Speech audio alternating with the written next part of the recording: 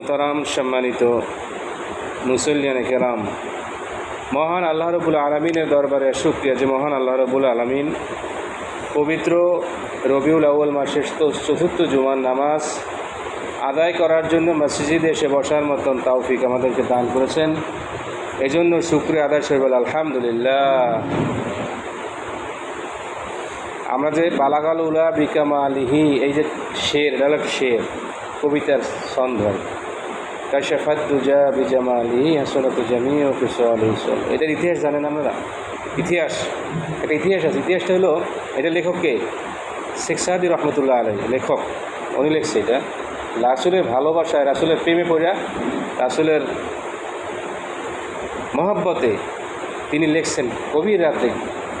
লেখার সময় বালাগাল উলা বিকামালিহি কাশাফাত দুজা বিজামালিহি হাসনাতু জামিউ ফিসালিহি, এই তিনটা প্রথম লাইন লেখছে। লেখার পরে পরবর্তী লাইনে যে কী লিখবে তাহলে সে জানে, মানে খোঁজ করে পায়। তো না পাওয়ানে 2 রাকাত নামাজ পড়ছে।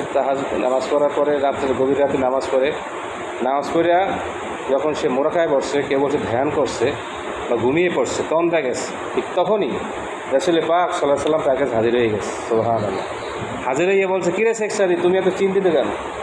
রাসূল শেখ সাদি বলছে, হুজুর, আমি তো এই আপনার সামনে 3টা লাইন লিখছিলাম, কিন্তু পরবর্তী লাইনে মিলাইতে পারতেছি না।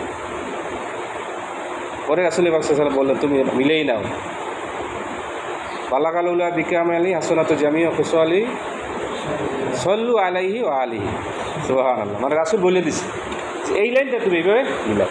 তাহলে রাসূলের কথা ওই লাস্টের। এই জন্য আজকে সবাই কবুল হয়ে গেছে। সারা দুনিয়ার মানুষ, মুসলমান কী করে? এই শেরটা কিন্তু পড়ে। সব ওয়াজিংটা দেখবেন সবাই এটা কিন্তু পড়ে। এই কারণে এটা খুব কবুল, এটা গ্রহণযোগ্য আছে। রাসূলের স্বয়ং রাসূল যেখানে রায় দিচ্ছে, তাহলে তো গ্রহণ। এই জন্য আমরা এটা কি সবসময় পড়ি, এটা পড়ার সওয়াব আছে। তো যাই হোক, রাসূল পাক সাল্লাল্লাহু আলাইহি সাল্লামের এই রবিউল আউয়াল মাসের আজকে চতুর্থ জুমার নামাজ শেষ মুহূর্তে। পুরো মাসটাই আমরা রাসূলের বিষয় নিয়ে আলোচনা করলাম। আজকে আলোচনা করব খুতবার বিষয় রাসূলের ইন্তেকাল। যেহেতু রাসূল জন্মগ্রহণ করছেন, তার ইন্তেকালটাও হবে।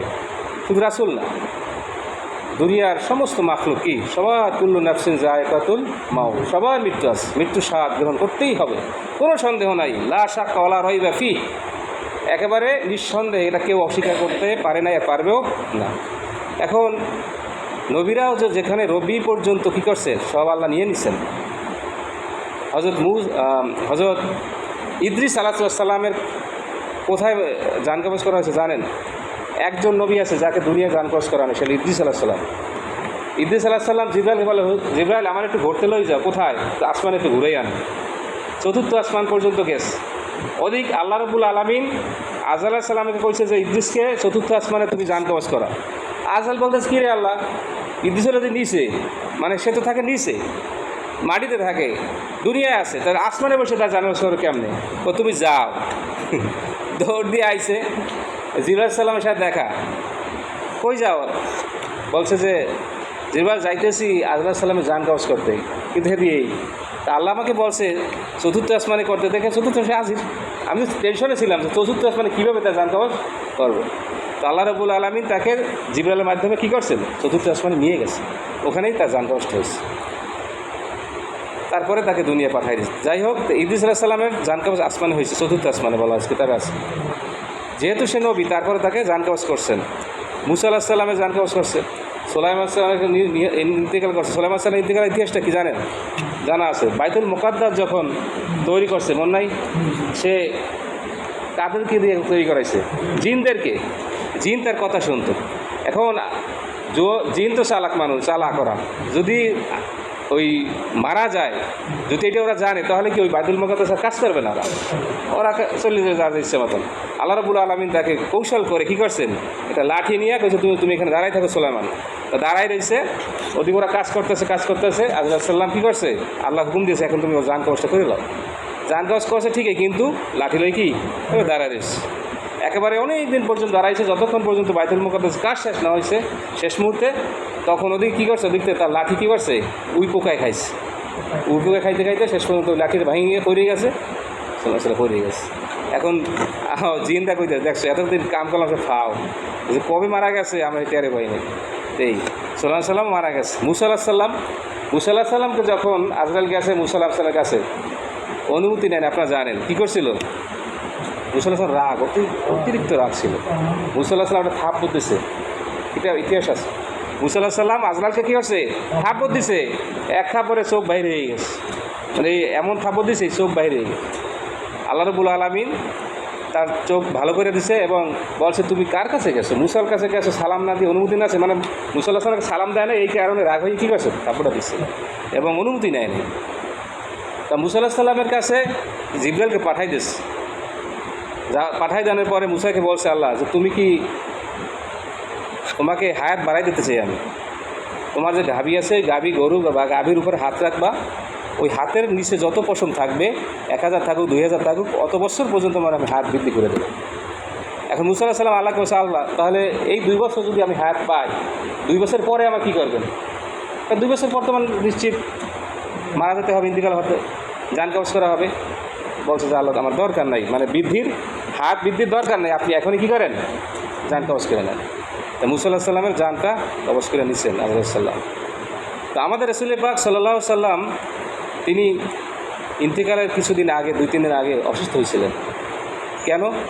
কোনো কিতাবে লিখছেন রাসূল পাক সাল্লাম খাইবার যুদ্ধের সময় একজন মহিলার বাড়িতে গেছিল দাওয়াত খাইতে, মানে মহিলার বাড়িতে গেছিলো, ওইখানে মহিলা গোশতের মধ্যে কী করছিল? বিষ মিশিয়েছিল, বিষ দিছিল, একটা ইতিহাস আছে। ওই বিষ দেওয়ার কারণে রাসূল সাময়িক কিছু সময় অসুস্থ ছিলেন, পেটে ব্যথা হয়েছিল। তা আল্লাহ রাব্বুল আলামিন পরে ভালো করে দিয়েছেন। শেষ সময় রাসূল বলছে যে শেষ সময় আমার ওই বিষ ক্রিয়াটা, তখন ওইটার ব্যথাটা আমি ঠিক সেইভাবেই আবার পাইছি। তো কেউ বলছেন যে রাসূল সাল্লাল্লাহু শহীদের মর্যাদা পাইছে এই জন্য, কেউ যদি অসুস্থ হয়ে মারা যায় তাকে শহীদের মর্যাদা দেওয়া হয়। কেউ যদি পানিতে মরে মারা যায়, কেউ যদি আগুনে পড়ে মারা যায় অনিচ্ছাকৃতভাবে, আল্লাহ যদি মারে, তাহলে তার কি শহীদের মর্যাদা। মুসলমান ঈমান থাকতে হবে। তো রাসূল পাক সাল্লাল্লাহু আলাইহি সাল্লাম যখন অসুস্থ হয়েছিলেন তখন বুখারী শরীফের 6285 নম্বর একটা হাদিস আছে, ওখানে আয়েশা সিদ্দিকা হাদিস উল্লেখ করছেন কি, যে আমরাও কিন্তু মৃত্যুর সময়, অনেক সময় যখন মৃত্যুটা আমি বুঝি গণাই আসে, তখন কিন্তু আমরা কী করি? আমাদের সন্তানকে ডাকি, আত্মীয় ডাকে না, সন্তান দূরে থাকলে ডাকে আনলে পরে অনেক কথা বলে যে এই ব্যাপার। আমরা তো বলি, মানে আমরা যদি মৃত্যু করি তখন আমরা বলি আমার ওইখানে সম্পদ আছে, ওইখানে সম্পদ আছে, এইগুলো কী করো তুমি, এইভাবে খাই, এইভাবে বন্টন করো, এইগুলো বলে, এমন জায়গায় টাকা আছে। রাসূল পাক সাল্লাল্লাহু আলাইহি সাল্লাম যখন অসুস্থ বোধ করছিলেন, যে মৃত্যু ঘনাই আসছে, বুঝছেন, কিতাবে লিখছে রাসূল পাক সাল্লাল্লাহু আলাইহি সাল্লাম মদিনার কাছে যাইয়া, সামনে যাইয়া সবাইকে ডাক দিছিলেন, লোকজন সাহাবীর যারা ছিল তাদেরকে ডাকছে। ডাকার পরে সকলে আসছে, যারা আসছিল সবাই আসছে। রাসূল পাক সাল্লাল্লাহু আলাইহি সাল্লাম বলছেন যে আমার মনে হয় বেশি দিন টিকবো না, বাঁচবো না, তোমরা আবুল ফজল ইবনে আব্বাস তিনি বলছেন, যে বর্ণনা করছেন এইটাই যে আমি তো বেশি দিন বাঁচবো না, তোমাদের কোনো পাওয়া না, মানে কেউ আমার কাছে কোনো টাকা পয়সা পাও কি না, লেনদেন পাও কি না। তখন এক ব্যক্তি এসে বললেন যে হুজুর আমি আপনার কাছে 3 দিরহাম পাই। রাসূল বললেন যে আমাকে স্মরণ করাই দাও, কোন সময় পাও। তখন ওই ব্যক্তি বললেন যে হুজুর আপনার একবার ভিক্ষুক আসছিল কিছুদিন আগে, ভিক্ষুক আসার পরে আপনার কাছে টাকা ছিল না বা দিরহাম ছিল না, আমি 3 দিরহাম দিয়ে দিয়েছিলাম ভিক্ষুককে, এখন ওইটা আমাকে দিতে হবে। তা আবুল ফজল ইবনে আব্বাস উনি রাসূলের চাচাতো ভাই, তাকে বললেন যে আমার থেকে আমার আছে কি দেখো, সেখান থেকে তাকে দিয়ে দাও, তাকে দিয়ে দেওয়া হয়েছে। পরে আবার জিজ্ঞাসা করছে আর কেউ কোনো কিছু আছে কি না, কাউকে আমি অত্যাচার করছি কি না, কাউকে কোনো অন্যায়ভাবে মারধর করছি কি না, বকা দিছি কি না, মানে কষ্ট পাওয়ার কথা বলছি কি না, তাহলে আমাকে তোমরা সেই কষ্টটা দিয়ে দেবা। মানে আমি যদি তোমাকে বকা দেই, গালি দেই, তোমরা আমাকে গালি দিবা, আমি তোমাদেরকে যদি অন্যায়ভাবে মারি তোমরা আমাকে মারবা, মানে এইভাবে বলতেছে রাসূল সাল্লাম। এক ব্যক্তি উঠে দাঁড়াই গেছে, হুজুর আপনি আমাকে আঘাত করছিলেন, আমার পিঠে আঘাত করছিলেন, আমি সেই আঘাত এখন দিতে চাই আপনাকে। চিন্তা করে এখন এই কথা বলার সাথে কি আছে কেউ, মানে সব থমকেই গেছে, কী কয়। তারাই মানে উমর রাদিয়াল্লাহু আবু বকর সিদ্দিক রাদিয়াল্লাহু কী কয়, বলে কি রাসূলকে এখন আঘাত করবে, আঘাত করবে, আঘাত লাঠি দিয়ে আঘাত করবে, বুঝছেন। এখন রাসূল পাক সাল্লাল্লাহু আলাইহি ওয়াসাল্লাম বলছেন, আমাকে একটু স্মরণ করে দেওয়া যেত কখন তোমাকে আমি আঘাত করছিলাম। ওই ব্যক্তি বললেন যে হুজুর, আপনি যখন যুদ্ধে গেছিলেন তখন উটের উপর ছিলেন, তখন ওই ছড়ি বলা আছে, ছড়িটা ঘুরাইতেছিলেন, ওইটা আমার পিঠে লাগছিল, ওই আঘাত পাইছি আমি তখন, আমি এখন আঘাতটা আপনাকে দিতে চাই। তো আবু বকর সিদ্দিক বলছে যে না, তুমি রাসূলকে আঘাত করতে পারো না, আঘাত করলে আমাদেরকে করো। হাসান হোসেন চলে আসছে, সে বলছে যে তুমি আঘাত করো না আমার নানাকে, প্রয়োজনে আমাদেরকে আঘাত করো। সবাই মানে বিয়ে হয়ে গেছে যে তাকে আঘাত করো না, করলে আমাদেরকে করো। কিন্তু না, উনি বলতেছে না, আমি রাসূলকেই আঘাত করবো, আপনাকেই আঘাত করবো। শরীরে আইনে দিয়েছে, বলছে না ওই নাও তুমি আঘাত করো। ওই ব্যক্তি বলছে হুজুর, আমি যখন আঘাত পাইছিলাম তখন আমার গায়ে কোনো পোশাক ছিল না, আপনার পোশাকটা কী করেন, খুলে ফেলেন। রাসূল পাক সাল্লাল্লাহু আলাইহি ওয়াসাল্লাম পোশাক খুলে দিচ্ছে পর ওই সাহাবি, ওই লোকটা কী করছে, নিজের পোশাকটা খুলে যাইয়ে রাসূলকে জড়াই ধরছে, পিছন থেকে জড়াই ধরিয়া মোহরে নবুয়ত যেটা ছিল ওইখানে চুম্বন দিছে। সুবহানাল্লাহ। চুম্বন দিয়ে কাঁদতেছে আর বলতেছে, হুজুর এইটা হলো আমার জান্নাতে যাওয়ার সুযোগ, মানে জান্নাতে যাওয়ার উসিলা। আমার আঘাত করার কোনো ইচ্ছে ছিল না, আমি শুধু এইটুকুই চাই, আপনার মোহরে নবুয়তটা দেখবো এবং সেখানে চুম্বন করব, আপনার বুকের সাথে এবার ঘাড় সাথে পিঠের সাথে লাগাবো, যার কারণে আল্লাহ আমাকে কী করবে না, জাহান্নাম দিবে না। সুবহানাল্লাহ। এই লো রাসূল, যে মানে রাসূল সাল্লাল্লাহু আলাইহি ওয়াসাল্লাম তো আঘাতের প্রতিশোধ নেওয়ার জন্যই সে বলছিল তাকে, সে দেখবেন না দেখ মৃত্যুর আগে। এইটা আমাদের সবসময়, এটা আমাদেরকে বলা উচিত। আমরা যদি অন্যায় করে থাকি, কাউকে অন্যায়ভাবে, আমরা তো এমনি ইচ্ছে করেই করি অনেক সময়, বেশিরভাগই আমরা অনেক দেখা যায় যে ইচ্ছে করে মানুষের সম্পত্তি করে নিয়ে নিতেছে, মানুষদেরকে ডাকাত, এই যে চোর ডাকাত বাটপার যেগুলো আছে, এরা কী করে মানুষের অন্যায়ভাবে কীভাবে সম্পদগুলো নিয়ে যাইতেছে, এরা সবচেয়ে ক্ষতিগ্রস্ত থাকবে কাল কিয়ামতের ময়দানে, এরা জাহান্নামে যাবে। যত বড়ই হোক, এই যে যারা ডাকাত করে, চুরি করে, না বললে নিতেছে, অন্যায়ভাবে মানুষের হক নষ্ট করতেছে, এতে আল্লাহ কি বলছেন, আল্লাহ তাদের কি কখনই মাফ করবেন না। সে জান্নাতে যাওয়ার কোনো কায়দাই নেই, তওবা করলে তবু কবুল হবে না, কারণ সে পরের হক নষ্ট করছে। আমার অর্জিত সম্পদটা সে অন্যায়ভাবে না বলে নিয়ে গেছে, এটা আমি যতক্ষণ পর্যন্ত মাফ না করব, আপনি যখন মাফ না করবো ততক্ষণ আল্লাহ মাফ করবেন না, বললেই দিচ্ছে আল্লাহ। অতএব এরা কি জাহান্নামে যাবে, এরা জাহান্নামে। তো মানুষের হক অন্যায়ভাবে নষ্ট করা ব্যক্তি কি জাহান্নামে ব্যক্তি। এই জন্য মানুষের কাছে এই যেগুলো আমাদের বলা উচিত, কিন্তু আমরা তো বলি না। এমনি তো আমাদের থাকা উচিত, সবসময় সেফ থাকা উচিত। মানুষের সম্পদগুলো অন্যায়ভাবে নেওয়া, মানুষের সাথে খারাপ ব্যবহার করা, আমার শক্তি আছে, আমি প্রয়োগ করলাম খারাপ কাছে, জুলুম করলাম, জুলুম যেটাকে বলে জুলুম, অত্যাচার, এগুলো মানুষের সাথে করা ঠিক না। তো রাসূল পাক সাল্লাল্লাহু আলাইহি ওয়াসাল্লাম এটা আমাদেরকে শিক্ষা দিয়েছে। যাই হোক, তো রাসূল যে হাদিসটার কথা বলতে চাইছিলাম, যে রাসূল পাক সাল্লাল্লাহু আলাইহি ওয়াসাল্লাম তাদের এরপরে ঘরে আসলেন, এসে তার সন্তান যারা ছিল, তার স্ত্রী যারা ছিল, সকলকে কী করলেন, ডাকলেন। ডাকার পরে হাদিসে আসছে যে ফাতেমা রাদিয়াল্লাহু তাআলা আনহা সবচেয়ে কাছের ছিলেন, খুব কাছের, কলিজার টুকরা ছিলেন, নয়নের মণি বলা। রাসূল পাক সাল্লাল্লাহু আলাইহি ওয়াসাল্লাম ফাতেমাকে ডাকলেন, ফাতেমাকে ডেকে কী করলেন, কানে কানে যদি কী যেন একটু বললেন, বলার পর কী হয়েছে, কান্না শুরু করে দিছে। ফাতেমা রাদিয়াল্লাহু তাআলা কী করছেন, কান্নাকাটি শুরু করে দিয়েছেন। এখন কিছুক্ষণ পরে রাসূল দেখছে যে কান্নাকাটি তো খুব করতেছে, আবার এসে কানে কানে কিছু বলছে, কিছু বলার পর ফাতেমা কী করছে, হাসিয়ে দিচ্ছে। এখন হাসে দেওয়ার পরে আয়েশা সিদ্দিকা যারা ছিলেন তারা সবাই এটা লক্ষ্য করছে যে বিষয়টা কি, যে প্রথম কানে কানে কি বলার কারণে কি কান্নাকাটি শুরু করছে, দ্বিতীয়বার যখন বলছে তখন কি হাসাহাসি শুরু করছে, কারণটাই। আয়েশা সিদ্দিকা জিজ্ঞাসা করলেন ফাতেমা রাদিয়াল্লাহু তাআলা, সাথে সাথে বলে নেই, কিন্তু রাসূল মৃত্যু যাওয়ার পরে বলছে। বিষয়টা হলে রাসূল পাক সাল্লাল্লাহু আলাইহি ওয়াসাল্লাম তাকে প্রথম বলছে যে ফাতেমা, আমি আর থাকবো না, আমার চলে যাওয়ার সময় হয়ে গেছে। তখনই কি আমি কান্নাকাটি শুরু করে দিচ্ছি, আমার আব্বা থাকবে না, রাসূল থাকবে না। পরবর্তীতে যখন আমার কানে কানে বললো কি, ফাতেমা তোমার সাথে আমার জান্নাতে মানে পরকালে আগে দেখা হবে। সুবহানাল্লাহ। মানে জান্নাতের রাসূলের সাথে প্রথম মোলাকাত হবে আমার পরিবার যারা আছে তার মধ্যে, তার মানে আমার পরে তোমার ইন্তেকাল, এইটাই বুঝেছে। যার কারণে আমি হাসছি যে রাসূলের সাথে আমার আব্বার সাথে তো প্রথমেই আমার দেখা হবে পরিবারের মধ্যে, জান্নাতে তার সাথে আগে দেখা হবে, রাসূল যদি বলছে, এই জন্য আমি কী করছি, হাসছি। এই অবস্থা। তাই রাসূল পাক সাল্লাল্লাহু আলাইহি সাল্লামের ইন্তেকালের ইতিহাস হাদিসে এখানে যে আজকে হাদিসটা আনা হয়েছে, একটু শোনেন। রাসূল পাক সাল্লাল্লাহু আলাইহি সাল্লামকে হযরত জিবরাইল সালাতু ওয়াস সালাম তিনি আইসে বলছে, হুজুর সালাম দিয়ে বলছে, হুজুর আপনি কেমন থাকেন, মানে আপনার কেমন লাগতেছে, এটা আল্লাহ জানতে চাইতেছে। কিন্তু আল্লাহ কি জানে না? জানে। অনেক সময় আমরা দেখবেন আপনি জ্বরে কাতর হয়ে গেছেন, কথা বলতে পারছেন, যাই অনেক সময় জিগাই আপনি কেমন থাকেন জিগাই না আমরা দেখি, কিন্তু জ্বরে কাতরাইতেছে, হইতেছে, ক্যান্সার হয়েছে বা একটা কিছু হয়েছে রোগ, তারপর আমরা জিজ্ঞাসা করি বিষয়টা একটু জানার জন্য। রাসূল পাক সাল্লাল্লাহু আলাইহি ওয়াসাল্লামের আল্লাহ রাব্বুল আলামিন রাসূলের মুখ থেকে শুনতে চাইতেছে যে কেমন লাগে এই কথাটা বলছে। তো রাসূল পাক সাল্লাল্লাহু আলাইহি ওয়াসাল্লাম জবাব দিলেন যে আমি একটু অস্থির লাগতেছে, মানে আমি বেশি ভালো লাগতেছে না, আমার শরীরে কি অস্থির লাগতেছে, বেশ খুব কষ্ট লাগতেছে, ভারাক্রান্ত, আমি নিজেকে ভারাক্রান্ত পাচ্ছি, এই অস্থিরতা অনুভব করতেছি।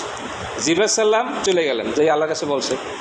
আল্লাহর কাছে বলার পরে দ্বিতীয় দিন আবার আসছে জিবরাইল সাল্লাম, রাসূল পাক সাল্লামকে বললেন, হুজুর আজকে কেমন লাগে, কেমন থাকে?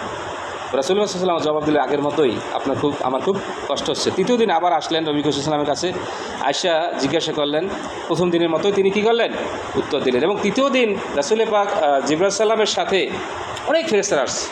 হাদিসে আসছে যে হযরত ইসমাইল নামে একজন ফেরেশতা ছিলেন, তার সাথে 1,00,000 ফেরেশতার সর্দার ছিলেন, এবং প্রত্যেকেই ছিলেন স্বতন্ত্র 1,00,000 ফেরেশতার সর্দার, বুঝলেন? যেমন আর্মির একটা কী আছে না, আর্মি যে প্রধান, তার আন্ডার সব আর্মি, তারপরে আরেকজনের মেজর, এর আপনার কিছু আছে, এরও আছে কমান্ডারের সাথে আছে, এইভাবে এখানে ফেরেশতা, একজন ফেরেশতা আছে ইসমাইল, তার আন্ডারে সব লক্ষ ফেরেশতারা আসছে, ওনার সর্দার, ফেরেশতাদের সর্দার আছে, ওই যে সর্দার তাদের প্রত্যেকের সাথে আবার ওইভাবে লক্ষ কি ফেরেশতা আছে আন্ডারে। এইভাবে আরও একটা গ্রুপ আছে ফেরেশতা সর্দার, যাদের সাথে আরও লক্ষ ফেরেশতা, কত ফেরেশতা আসছে সাথে। তো এই ফেরেশতারা এসে রাসূল পাক সাল্লাল্লাহু আলাইহি সাল্লামের কাছে অনুমতি চাইলেন। জিবরাইল সাল্লাম অনুমতি চাইলেন যে হুজুর আপনার সাথে আরেকজন ফেরেশতা আছে, সে আপনার কাছে আসার জন্য অনুমতি চাইতেছে। বলছে কে এসে? তখন জিবরাইল সাল্লাম বললেন যে সে হলো মালাকুল মউত আজরাইল সালাম, বলছে আসতে দাও। তো আজরাইল সালাম ঢুকে সালাম দিলেন। আজরাইল সালাম বললেন, হুজুর আপনাকে আল্লাহ রাব্বুল আলামিন আমাকে পাঠিয়েছেন আপনাকে জান কবজ করতে, অথবা আপনি যদি অনুমতি না দেন আপনাকে ছাইড়ে দিতে, মানে আমি ফিরে চলে যাব। আপনি কি বলেন? আমার জীবনে আমি কাউকে অনুমতি নেই নাই। আজরাইল সালাম কোনো ফেরেশতাদের কী করেন নাই, অনুমতি নেন, মানে কোনো জান কবজ করতে যে কোনো নবীদেরকে কাউকে কী করেন নাই, অনুমতি নেন নাই, শুধু আপনাকেই অনুমতি নেওয়ার কথা বলছেন। আপনি যদি অর্ডার দেন তাহলে আপনার কি আমি জান কবজ করবো, আর যদি অর্ডার না দেন তাহলে আমি করবো না। তখন আজরাইল সালামের দিকে তাকাইলেন রাসূল পাক সাল্লাল্লাহু আলাইহি ওয়াসাল্লাম। তখন আজরাইল সালাম বললেন যে হুজুর আপনার জন্য আল্লাহ সাক্ষাতের জন্য অপেক্ষা করতেছে। সুবহানাল্লাহ। এই কথা বলার সাথে সাথে রাসূল বলেন যে আমার আর দুনিয়ায় থাকবো না, আপনি জান কবজ করেন। কিন্তু আল্লাহ যেখানে স্বয়ং বসে রয়েছে আমার জন্য, আমার অপেক্ষায়, এই জন্য। কিন্তু আমার যখন জান কবজ করা শুরু করবে, বুকে কোনো কেতাবে লেগেছে যে বুকের উপর যখন হাত রাখছে, তখন রাসূল সাল্লাল্লাহু আলাইহি ওয়াসাল্লাম বলেন আজরাইল আমার খুব কষ্ট হচ্ছে। তখন আবার আল্লাহ রাসূল আজরাইলকে বললেন, আজরাইল তোমাকে আমি একটা কথা বলি, কথাটা হলো এই, তুমি আমাকে কষ্ট দাও, কোনো আপত্তি নেই, মানে মৃত্যুর যন্ত্রণা আমাকে দাও, কিন্তু আমার উম্মতদেরকে কষ্ট দিও না। সুবহানাল্লাহ। মৃত্যুর সময় কী করছে, আমাদেরকে কথা বলে নাই, কিন্তু যেখানে কষ্টের ব্যাপার, খুব কষ্ট, তারপরও সে আমাদের কথা বলে নাই। তো রাসূল পাক সাল্লাল্লাহু আলাইহি সাল্লামকে তারপর ওই আজরাইল সাল্লাম হাত উঠেই ফেলছে, উঠেই আবার দিচ্ছে, 3বার বলা হয়েছে।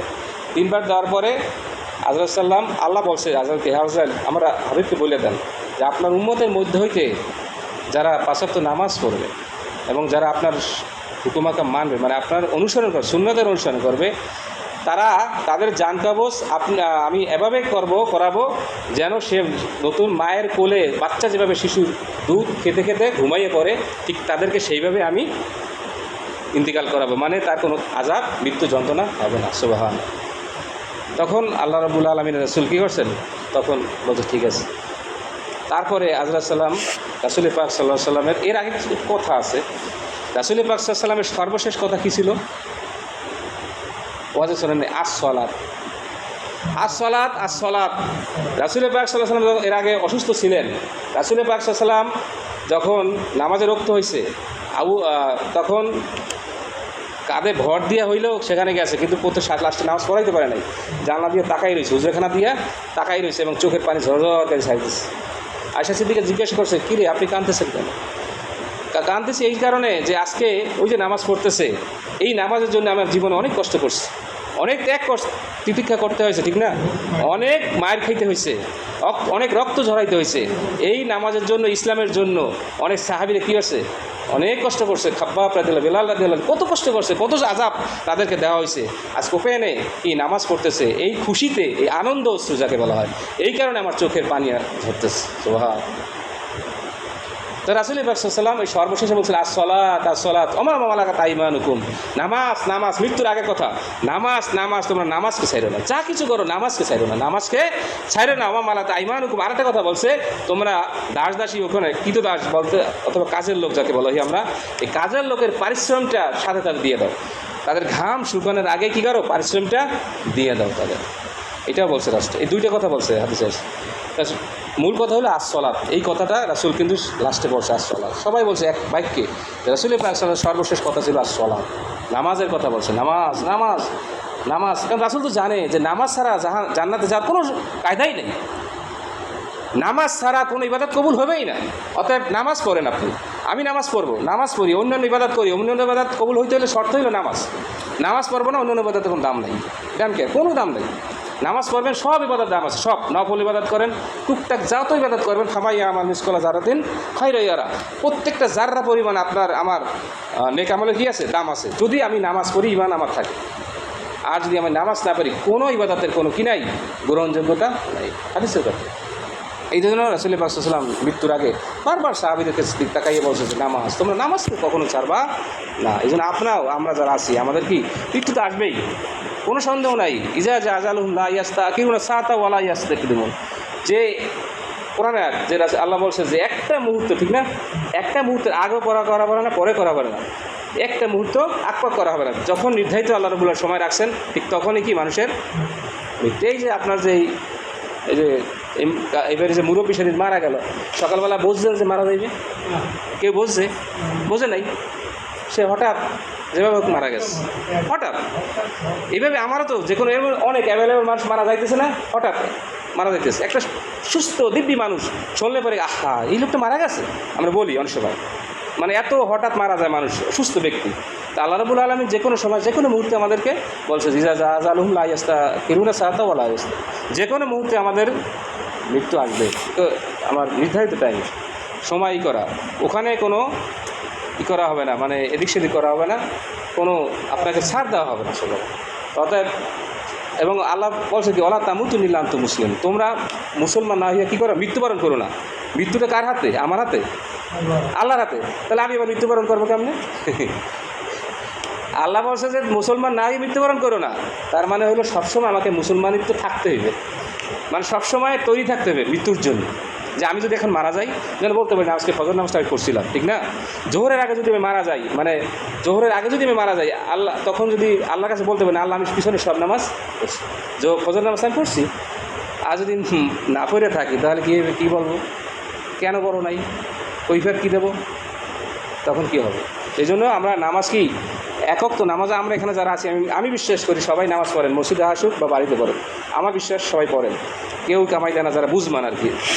অতএব আমরা সকলে কী করি, নামাজ পড়ি। রাসূল পাক সাল্লাল্লাহু আলাইহি সাল্লামের এই মৃত্যুর পরে, যখন মৃত্যু হয়ে গেছে, মৃত্যু জান কবজ করা শেষ, সব আসমান জমিন কাঁপতেছে, আসমান থেকে আওয়াজ আসতেছে কি, আল্লাহ রাব্বুল আলামিন আসমান থেকে করছে যে গৃহের পাশ থেকে আওয়াজ শুনতেছে, হে নবী পরিবারের লোকজন, আপনাদের প্রতি আল্লাহ পাকের তরফ হইতে শান্তি, রহমত ও বারাকাত, ইন্না ফিল্লাহি আজা, যে বিপদের সান্ত্বনা, আনন্দ আপনাদের জন্য, এবং আল্লাহ রাব্বুল আলামিন প্রত্যেক ধ্বংসের উত্তম বিনিময় আছে, প্রত্যেক জিনিস হারিয়ে যাওয়ার বস্তুর ক্ষতিপূরণ আছে, যেহেতু নবী হারাই গেছে, একটা ক্ষতিপূরণ তো আছে। সুতরাং তোমরা একমাত্র আল্লাহকেই ভয় করো, তার বিধান মেনে চলো, তার মহান দরবারে সার্বিক কল্যাণ কামনা করো, কেননা প্রকৃতপক্ষে ওই ব্যক্তি বিপদগ্রস্ত যে মহান আল্লাহর প্রতিদান সওয়াব হইতে বঞ্চিত। তাহলে রাসূল পাক সাল্লাল্লাহু আলাইহি সাল্লামের মৃত্যুর সময় যখন মৃত্যু হয়ে গেছে, মানে মৃত্যু হওয়ার পরে ওমর রাদিয়াল্লাহু আনহু মৃত্যুর প্রথম খুব হয়ে গেছিলো, যে তরবারি নিয়ে দাঁড়াই গেছে, তরবারি নিয়ে দাঁড়াই গেছে। যে কে বলবে যে রাসূল মারা গেছে, আমি তার গর্দান শিরশুক করে ফেলাবো। তা আবু বকর তাকে সান্ত্বনা দেওয়ার জন্য আয়াত পাঠ করার পরে আবু বকর ওমর রাদিয়াল্লাহু আনহু কী হয়েছে, শান্ত হয়েছে। তো রাসূল পাক, তারা ভাবছে যে রাসূল, হয়তো ওমর ভাবছে যে রাসূল পাক সাল্লাল্লাহু আলাইহি সাল্লাম সবচেয়ে সর্বশ্রেষ্ঠ, যাকে সৃষ্টি না হলে কিছুই সৃষ্টি হতো না, সে আবার মারা যাবে, কথা কথা। কিন্তু না, মৃত্যু সবারই আসবে, সমস্ত নবীরা মারা গেছে, সমস্ত মাখলুক মারা যাবে, এটা আল্লাহর কথা, বিধান, এখানে মানার কোনোই নেই। ওই ফেরাউনের বাচ্চা ফেরাউন যে আছেন সেও মারা গেছে, ও নিজের খোদা দাবি করছে, সেও আছে নাই, সেও জীবিত নাই। এই জন্য আমরা কি মারা যাব, যে রাসূলের সর্বশেষ কথাটা একটু পালন করি, নামাজ আসসালাম। নামাজটা যেন আপনাদের পায়ে হাত দেই, পাও বাড়াই দেন, আমি ধরে বলি যে আপনারা যে কোনো জায়গায় যেভাবে থাকেন পবিত্র হয়ে নামাজটা আদায় করেন। কারণ কাল কিয়ামতে এই নামাজ ছাড়া আসসালাতু মিফতাহুল জান্নাহ, জান্নাতের চাবি হলো নামাজ। আপনি মনে করেন যে আমার টাকা আছে, দান করে আমি জান্নাতে চলে যাব, আমার টাকা আছে আমি মসজিদ করে জান্নাতে চলে যাব, নট অ্যালাউ। নামাজ ছাড়া কোনো গ্রহণযোগ্যতা নেই। আমি নামাজ পড়বো যে বললাম 1 টাকা দান করবো, 1 টাকার মূল্য আছে, ঠিক না? নামাজ ছাড়া ইমানই থাকেন, মান তারাকা সালাতা মুতাম্মিদান ফাকাদ কাফার, ইমান চলে গেছে। এই জন্য আমরা সকলে 5 ওয়াক্ত নামাজ পড়ি, রাসূল পাক সাল্লাল্লাহু আলাইহি সাল্লামের সুন্নত যে বিধানগুলো আছে ফরজ সব পালন করি। আল্লাহ রাব্বুল আলামিন আমাদের সকলকে তৌফিক দান করুন, সকল বলে আমিন। ওয়া মা তৌফিক ইল্লা বিল্লাহ।